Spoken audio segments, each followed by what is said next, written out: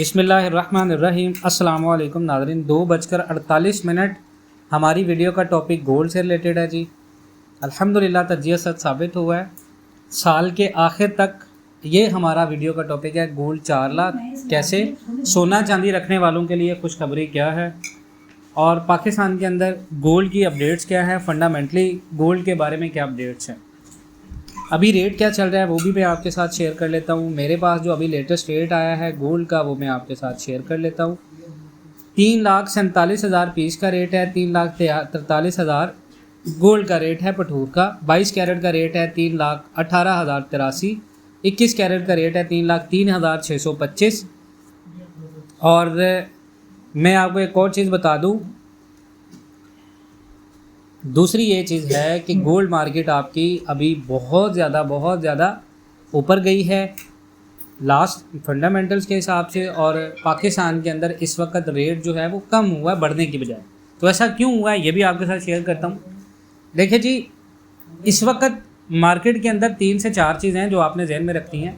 अगर आपने 3,20,000 में जिन लोगों ने ख़रीदा हुआ है क्या वो बेच दें? देखिए जी, यहाँ पर मैं 3,20,000 वाली किसी भी ख़रीद को ये रिकमेंड नहीं करूँगा कि आप अपना गोल्ड बेचें। आप इंतज़ार करें, 3,20 वाले भी इंतज़ार करें। अगर किसी ने 3,30,000 में ख़रीदा है वो भी इंतज़ार करें। अगर किसी ने 3,40,000 में ख़रीदा है वो यहाँ पर शॉर्ट टर्म के लिए बेच दे। 3,44, 3,45, 3,47 अगर रेट मिल रहा है।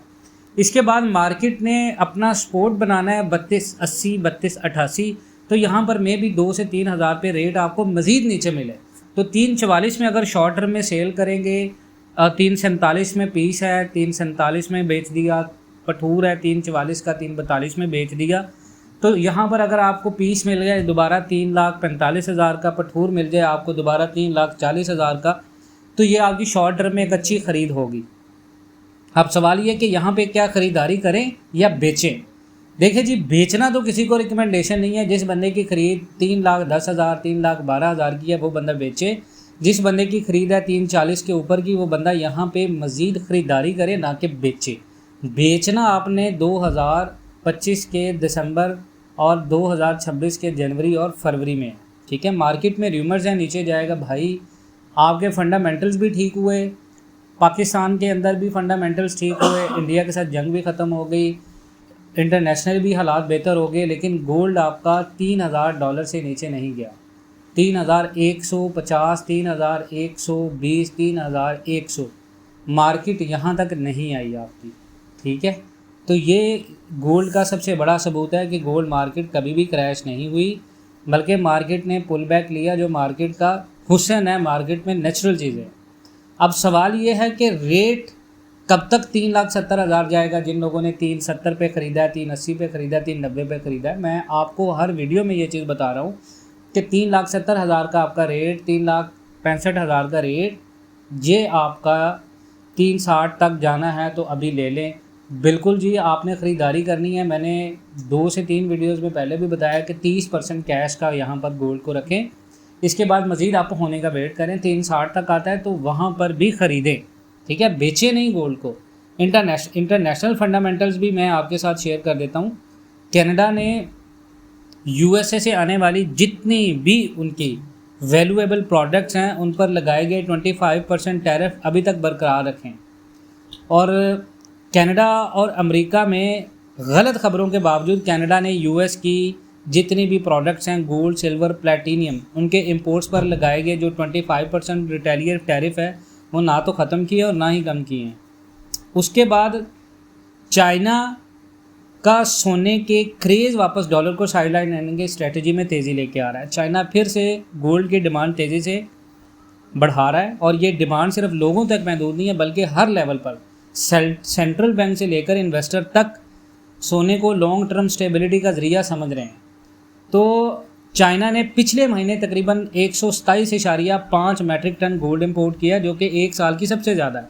जबकि अप्रैल में गोल्ड की कीमत $3,500 पर औंस तक चली गई थी, जो कि एक तारीखी हाई था।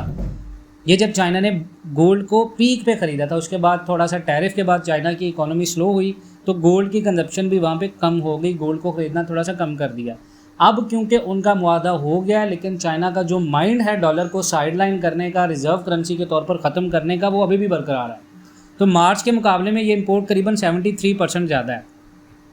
तो इस इंपोर्ट बूम की एक वजह जो PBOC है यानी पीपल बैंक ऑफ चाइना, उसका कुछ कमर्शियल बैंक्स को एक्स्ट्रा गोल्ड इंपोर्ट कोटाज देना। चाइना अपने जितने भी कमर्शियल बैंक्स हैं उनको कह रहा है कि आप गोल्ड इंपोर्ट करें, ताकि रिटेल और जितनी भी इंस्टीट्यूशनल डिमांड है चाइना के अंदर उसको पूरा किया है, ख़ासकर जब US चाइना ट्रेड वॉर की टेंशन पीक पे थी।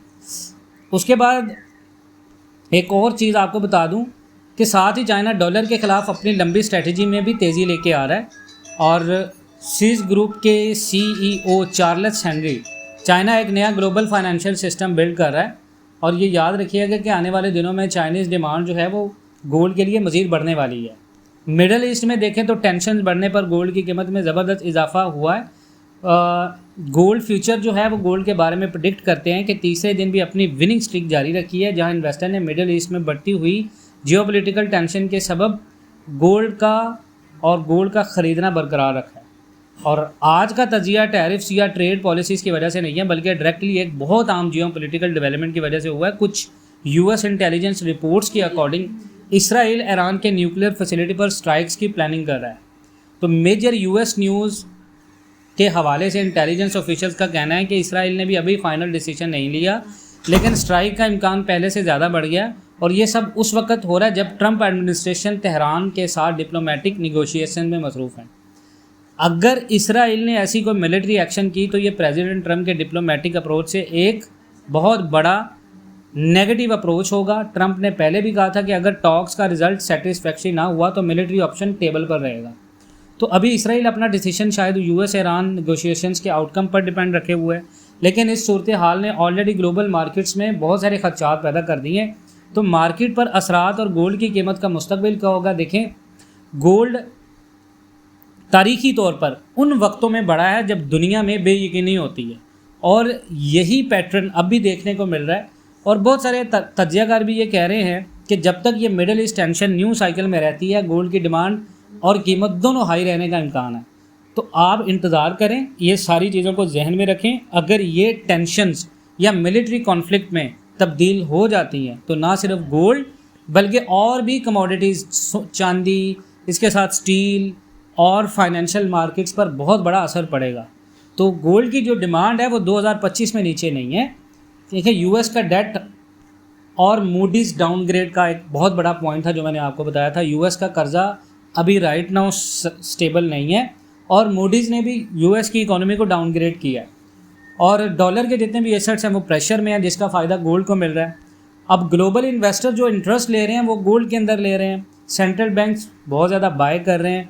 तो ये सारी चीज़ों को आपने जहन में रखना है। गोल्ड का पोटेंशियल प्राइस टारगेट $4000 का फोरकास्ट है, जो कि रीज़नेबल माना जा रहा है। तो गोल्ड ने already year to date 25% return दी है। तो इन चीज़ों को अपने जहन में रखें। बाकी इंशाअल्लाह ताला मिलते हैं नेक्स्ट वीडियोज़ में। तब तक के लिए अल्लाह हाफ़िज़।